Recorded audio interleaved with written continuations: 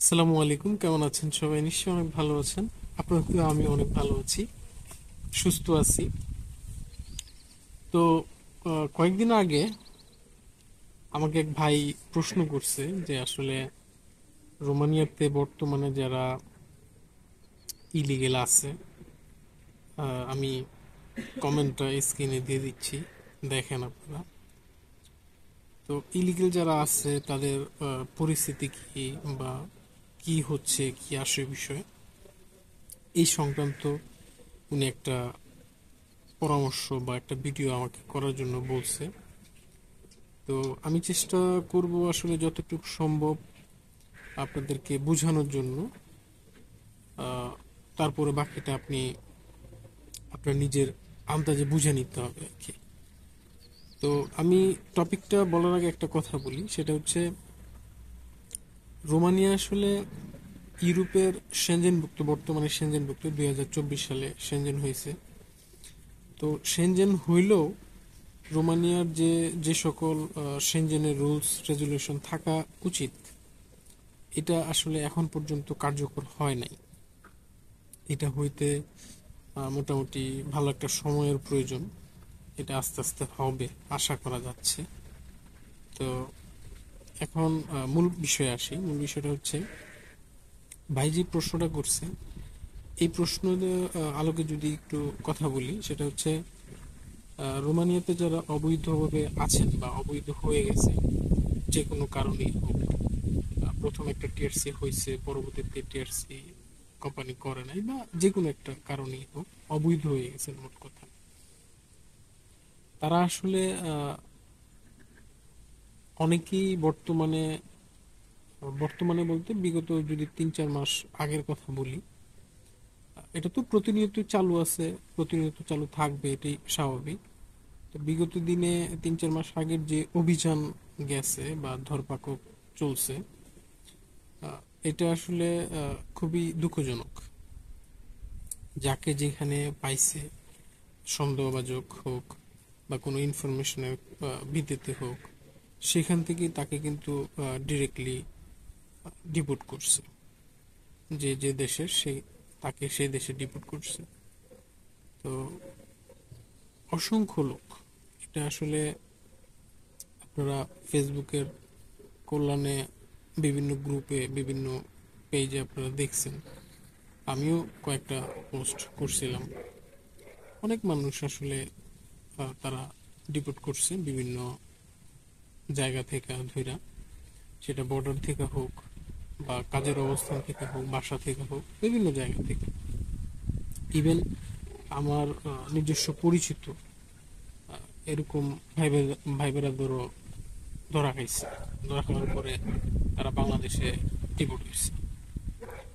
তো এখন বিষয়টা হচ্ছে কি, 3-4 মাস আগের যে বিষয়টা গেছে, এখনো পর্যন্ত বিষয়টা বলতে পারেন অনেকটা এরকমই। তবে আগের মতো যে মানে একটা গরম পরিস্থিতি, এই পরিস্থিতিটা হয়তো বা এতটা নাই। তবে আপনাকে যদি যে কোনো জায়গায়, যে কোনো পরিস্থিতিতে আপনি অবৈধ, আপনাকে যে কোনো পরিস্থিতিতে আপনাকে ইমিগ্রেশন পুলিশ বলেন, যে কোনো পুলিশ, হ্যাঁ, আগে তো আমরা ভয় পাইতাম ইমিগ্রেশন পুলিশ, বিষয়টা এরকম কথা ছিল। কিন্তু এখন ইমিগ্রেশন পুলিশ বলতে কোনো কথা নেই। আপনি যে কোনো পুলিশ যদি আপনাকে জিজ্ঞাসা করে, আপনি যদি না বলতে পারেন, আপনার মানে জিজ্ঞাসা করে বলতে কি, দেখা গেছে এশিয়ান পিপল দেখলে তারা সামহাও যে কোনোভাবেই হোক একটা প্রশ্নের সম্মুখীন করে, এটা আপনি ধরে নিতে পারেন।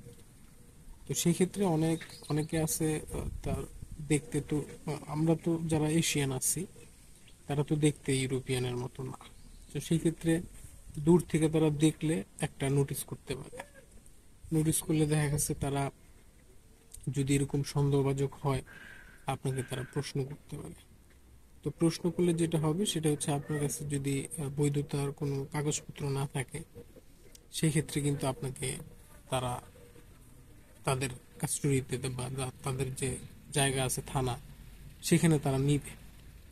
নেওয়ার পরে জিজ্ঞাসাবাদের পরে আপনার কাছে বৈধতা না পাইলে কোম্পানির সাথে আপনি যদি কাজ কাজ করেন যে কোনো কোম্পানিতে, সেই ক্ষেত্রে ওই কোম্পানির সাথে কথা বলে তারা যদি বৈধতা কোনো সরি বৈধতার কোনো পেপারস না পায়, সেই ক্ষেত্রে আপনাকে তারা ডিপোর্ট করবে। এটা বর্তমানেও চলমান। আর বর্ডারের ধরা খেলে তো কোনো কথাই নেই। তো বর্তমানেও আমি আরেকটা কথা বলি, বর্তমানেও যারা অবৈধ আছে তারা আসলে অনেকেই, আমি একজাক্টলি বলতে পারবো না, অনেকেই বিভিন্ন জায়গায় চলে যাচ্ছে, বিভিন্নভাবেই যাচ্ছে, এটা আপনারা বুঝতেই পারতেছেন। তো তারপরও মানুষ যাচ্ছে, এটার কারণ হচ্ছে অনেকগুলা, এটা আসলে বইলা শেষ করার মতো না। অনেকে যারা অবৈধ আছে তাদের তো মাথার মধ্যে একটাই যে আসলে আমি কিভাবে বৈধ হব, আমার ভবিষ্যৎ কি, এই ধরনের সমস্যাগুলো নিয়ে আসলে মানুষ ডিপ্রেশনের মধ্যে চলে যায়।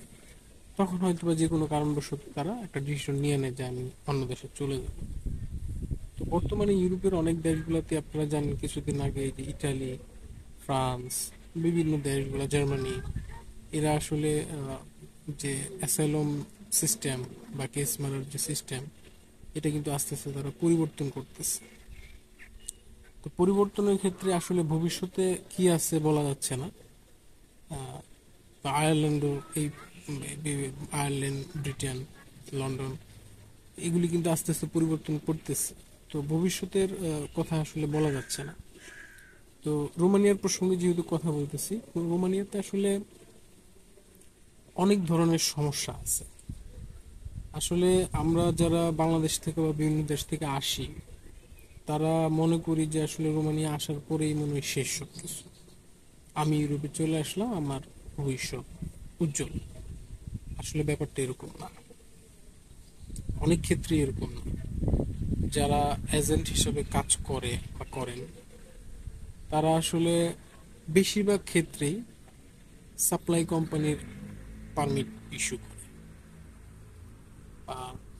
ডিরেক্ট কোম্পানি, এটা যদি আপনার কপাল থাকে সেক্ষেত্রে তো আলহামদুলিল্লাহ। সাপ্লাই কোম্পানি হইলে এখানে আসার পরে তারা যেই ধরনের সুযোগ সুবিধা তাদের সাথে কন্ট্রাক্টে ছিল, সেই ধরনের সুযোগ সুবিধা তো পাবেই না। তারপরে কাজের যে ব্যাপার, সেটা আসলে আপনার ইচ্ছা অনিচ্ছা ক্ষেত্রে অনেক কিছুই হয়ে যাবে। আপনি যে ধরনের কাজ চাইবেন সেই ধরনের কাজ পাবেন না, যে ধরনের থাকার জায়গা দরকার সেই ধরনের থাকার জায়গা পাবেন না, আর যে ধরনের স্যালারি আপনার পাওয়া দরকার বা আপনার সাথে যে ধরনের কন্ট্যাক্ট ছিল, এটা অনেক ক্ষেত্রেই হয় না। সেটা প্রথম 2-3 মাস, 4 মাস না হইতে পারে, 2-3 মাস না হইতে পারে। পরবর্তীতে একটা সময় গিয়ে আপনি যখন কাজ করতে থাকবেন, আর সাপ্লাই কোম্পানিতে আসার পরেও যে মানুষ কাজ করতে পারে না বিষয়টা এরকম না, অনেকেই কাজ করতেছে, কাজ করছে। তো কাজ করার পরে একটা সময় পরে অনেক কোম্পানি আছে, যদি ভালো লাগে তার যদি যাওয়ার কোনো ইন্টেনশন না থাকে, সেক্ষেত্রে তারা টিআরসি কার্ড করে দেয়। করে দেওয়ার পরে সেই কোম্পানির সাথে ভালো একটা, মানে তার তার কাছে ভালো লাগে যে না, এই লোকটা কাজ করতেছে আমার কাছে, ঠিক আছে, তখন সে তার স্যালারিও আস্তে আস্তে ইনক্রিজ করে। তো এই সুবিধাগুলো পাওয়ার জন্য আপনাকে ধৈর্য তো অবশ্যই থাকতে হবে আপনার, ধৈর্যের কোনো বিকল্প নেই। আপনি যদি ধৈর্যশীল হন, ধৈর্য থাকে, সেক্ষেত্রে আপনি লেগে থাকতে হবে। বিভিন্ন সমস্যা হবে, এগুলি আপনার টেক কেয়ার করতে হবে। হওয়ার পরে একটা সময় পরে হয়তো বা আপনি যদি বৈধ হয়ে যান, সেক্ষেত্রে আপনি চাইলে অন্য কোনো কোম্পানিতে মুভ করতে পারেন। তো সাপ্লাই কোম্পানিতে যে সমস্যাগুলো হয়ে যায়, এই সমস্যাগুলো যে 2-4 মাসের যে সমস্যাগুলো, এটা অনেকে আসলে ওভারকাম করতে পারে না বা করতে চায় না, যে কারণে আসলে সমস্যাগুলো দাঁড়ায়, চলে যায় মানুষ। আর যারা এজেন্সিরা কাজ করতেছে তারা তো আসলে ডিরেক্ট কোম্পানি। আপনি একটা জিনিস মনে রাখবেন, ডাইরেক্ট কোম্পানি সরাসরি বাংলাদেশ থেকে হোক বা যে কোনো দেশ থেকে হোক, একসাথে এত লোক, মানে একটা কোম্পানিতে 50 জন লোক, এইভাবে আসলে তারা কখনোই নিবে না, কখনোই নেয় না। তারা বিভিন্ন জায়গা থেকে লোক নেয়। একটা কোম্পানিতে 50 জন লোকের দরকার আছে, এরকম কোম্পানি আছে আরো বেশি লোকের দরকার আছে। তারা যেটা করে সেটা হচ্ছে নেপাল থেকে 5 জন নিল, বাংলাদেশ থেকে 5 জন নিল, তারপরে আপনার ইথিওপিয়া থেকে বর্তমানে লোক আসতেছে। তারা বিভিন্ন দেশ মিলে, রোমানিয়ানরাও কাজ করে, তো বিভিন্ন জায়গা, বিভিন্ন দেশের বিভিন্ন লোক মিলাইয়া তখন তারা একটা কোম্পানিতে তার 50 জন 100 জন লোক দরকার, সেই লোকটা তারা সেট আপ করে। কিন্তু ডাইরেক্টলি তারা বাংলাদেশ থেকে 50-100 জন লোক নিবে, এটা কখনোই না ডাইরেক্ট কোম্পানি। আর সাপ্লাই কোম্পানিতে যারা আসে বা আসতেছে, তারা এই সমস্যাগুলোতে পড়তেছে। মানে 100 জনের মধ্যে 90 জন এই সমস্যা করতেছে, পড়ার কারণে তারা এই ধৈর্য ধারণ করতে পারতেছে না, বিভিন্ন সমস্যার কারণে যেগুলো তারা চলে যেতে হইতেছে। তো এখন আসলে এই সমস্ত কারণে বিগত বছরগুলোতে অনেক মানুষ অবৈধ হয়েছে, অনেক মানুষ চলে গেছে, অনেকে আবার সুযোগ সুবিধা পাওয়ার পরেও চলে গেছে। তো এই ধরনের বিভিন্ন কিছু হয়েছে। তো হওয়ার কারণে যারা এখনো পর্যন্ত আসলে অনেকে এরকম, আমি যা মানে আমার জানাশোনা এরকম অনেক আছে যে এজেন্সির কাছে বলছে যে ভাই আমি 100% থাকবো, আমাকে ভাই একটা ডাইরেক্ট কোম্পানি দেন, আমার টিএসসি করার ব্যবস্থা করে দেন ভাই। বিশ্বাস করেন যে আসলে অনেক লোক আছে, অনেক, কিন্তু তাকে বিশ্বাস না করে যে চলে যাবে, 2 দিন পরে চলে যাবে বা 1 দিন পরে চলে যাবে, হ্যাঁ, এটা কে চলে যাবে সেটা তো জানে না, তাকে বিশ্বাস করছে। বিশেষ করে তার পেপার টেপার সবকিছু করে প্রসেস করছে, একটা ভালো কাজও দিছে, এবং ফাইনালি সবাই মিলে উঠে দেশে নেয়। এরকম অহরহ রোমানিয়াতে ঘটনা আছে। তো বর্তমানে আস্তে আস্তে পারমিটের সংখ্যাও কমতেছে, সাপ্লাই কোম্পানির কাজগুলো কমতেছে। তো আশা করা যায় ভবিষ্যতে হয়তোবা অন্যান্য 8-10টা সেনজেন কান্ট্রির মতো রোমানিয়াতেও হয়তোবা মানুষ আসার পরে তার টিএসসি কার্ড কনফার্ম হবে। এরকম ধরনের সুযোগ সুবিধা আস্তে আস্তে চালু হবে। তো এগুলি হইতে অনেক সময় লাগবে। তো যেটা আমার প্রধান নিউজ ছিল সেটা হচ্ছে, আপনারা যারা রোমানিয়াতে বর্তমানে ইলিগেল আছেন, তারা আসলে আর 2-4টা মাস একটু কষ্ট করে থাকেন, ধরা খাওয়ার জন্য বাইরে চলাচলটা একটু কমায় দেন, বাইরে যাওয়ার প্রয়োজন না থাকলে যায়েন না, পুলিশ থেকে একটু বিরত থাকেন, দূরে থাকেন। আশা করা যাচ্ছে যে যারা অবৈধভাবে আছেন হয়তোবা কোনো সুযোগ আসতে পারে। এখনো পরিপূর্ণভাবে কোনো নিউজ নাই, তবে আশা করা যাচ্ছে, এটা আমার ব্যক্তিগত মতামত আর কি। টুকটাক এদিক সেদিক থেকে কথাবার্তা হচ্ছে। তো থাকতে থাকলে যদি ইচ্ছা থাকে বৈধতা হওয়ার, যদি দেয় সরকার এরকম কোনো সুযোগ সুবিধা, তাহলে হয়তো বা বৈধ হইতে পারবে। আর হইলে তো ইনশাল্লাহ ভালো কিছু আছে, এটা তো বুঝতেই পারে।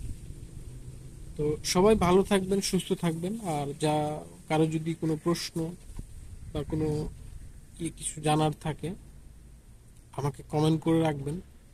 আমি ইনশাল্লাহ চেষ্টা করব আমার সময় অনুযায়ী আমি আপনাদেরকে একটা ভিডিও আকারে, মানে ভিডিওগুলা দেখলে আপনারা যেটা বুঝতে পারবেন সেটা হচ্ছে, আমি অনেকগুলা প্রশ্ন, দেখেন আমি একটা প্রশ্ন নিয়ে বসছি কিন্তু অনেকগুলা বিষয় নিয়ে কিন্তু আমি কথা বলছি। তো ভিডিওগুলো পুরোপুরি দেখলে তখন হয়তো বা আপনারা অনেকগুলা আপনাদের উত্তর পাবেন আর কি। আর যারাই ইউরোপে আসেন বা যে কোনো দেশে যান, অবশ্যই যে কোনো ধরনের কাজ করার মন মানসিকতা রাখবেন, এটা আপনাদের কাছে আমার বিশেষ অনুরোধ। যদি আপনার যে কোনো ধরনের কাজ করার মন মানসিকতা থাকে, তাহলে আপনি ইউরোপে বলেন বা যে কোনো দেশে গেলে আপনি অ্যাটলিস্ট সার্ভাইভ করতে পারবেন। আর যদি আপনার কাজ এটা ভালো লাগে না, ওইটা ভালো লাগে না, আমি এটা করব না, ওইটা করব না, এই ধরনের মন মানসিকতা থাকে, তাহলে আপনার জন্য সার্ভাইভ করা খুব সো ডিফিকাল্ট, এটা আপনি ধরে রাখতে পারেন। তো এখানে যারা আসেন তারা এই ধরনের মন মানসিকতা নিয়ে যদি আসতে পারেন, এখানে আসলে ফ্রান্স, ইটালি, জার্মানির মতো লাইফস্টাইল না।